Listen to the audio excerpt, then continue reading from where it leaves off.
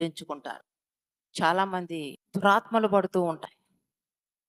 దురాత్మలు తిరుగుతా ఉంటాయి. దెయ్యాలు, దెయ్యాలు పట్టడం. ఎందుకు పడుతున్నాయి? బైబిల్ తీసుకొనొచ్చి ఊరికనే పక్కన పెడతా ఉంటారు. బైబిల్ తీసుకొనొచ్చి పక్కన పెడతారు. దుష్ట ప్రవర్తన, దుష్టుని ఆలోచనలు కలిగి బైబిల్ తల దగ్గర పెట్టుకొని పడుకుంటాం. తల క్రింద పెట్టుకొని పడుకుంటాం. కనుక బైబిల్ పెట్టుకుంటే దుష్టుడు దగ్గరికి రాడు. నీ హృదయంలో చెడుతనం పెట్టుకొని బైబిల్ మాత్రమే పక్కన పెట్టుకుంటే ఏమి లాభం? ఆ బైబిల్ క్షుణ్ణంగా చదువుకోవాలి. ఆ లోతు మీకు తెలిసి ఉండాలి. ఆత్మీయమైన జీవితంలో వాక్యానుసారమైన జీవితం కలిగి ఉండాలి. అది లేనప్పుడు మీ జీవితాల్లో మీరు దేవుని దగ్గర ఎటువంటి ఆశీర్వాదము, దీవెన పొందుకోరు. ఆత్మీయులు అన్నప్పుడు ఆత్మీయ జీవితాన్ని కలిగి ఉండాలా. విశ్వాసులు అన్నప్పుడు దేవుని అందలి విశ్వాసం కలిగి జీవించేవారిగా మీరు ఉండాలా. మన క్రీస్తులో మనం వెళ్తున్నది ఆచారభరిత అయినటువంటి భక్తి కాదు. మీరు అర్థం చేసుకోవాలా యేసయ్యని. యేసయ్య ఆచారరీతైన భక్తిని చూపించడం లేదు.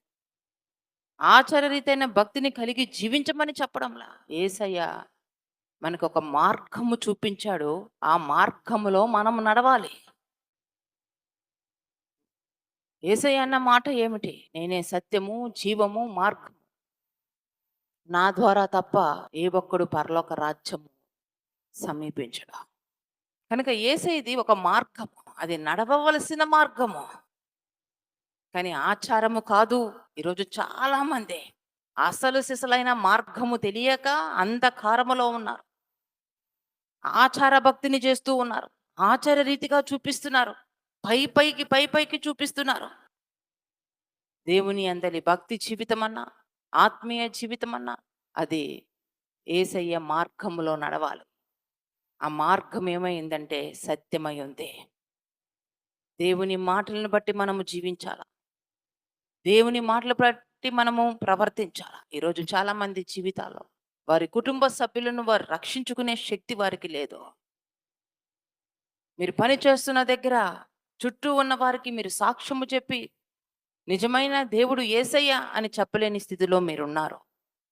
అనేకమైనటువంటి రీతిగా మీకు సరైన రక్షణ అవగాహన లేకపోవడం వల్ల ఇతరుల్ని రక్షించుకునే శక్తిని కోల్పోయి ఉన్నారు.